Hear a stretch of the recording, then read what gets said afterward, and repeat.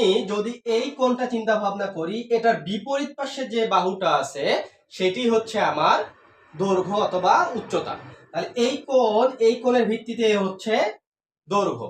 যদি এই কোণ চিন্তা ভাবনা করতাম যদি, তাহলে এই কোণের ভিত্তিতে দৈর্ঘ্য হইতো আমার এইটা। যদি দৈর্ঘ্য এটা হইতো তাহলে ভূমি এটা।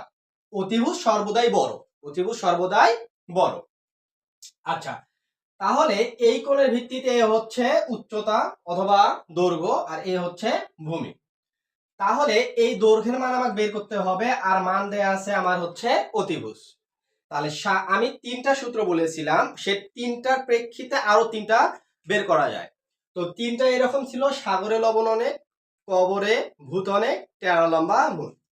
এইখানে দেখুন যে কোনটির মধ্যে আমার অতিভুজ এবং হচ্ছে উচ্চতা অথবা লম্ব আছে। আমি যদি সাগরের চিন্তা ভাবনা করি, দেখুন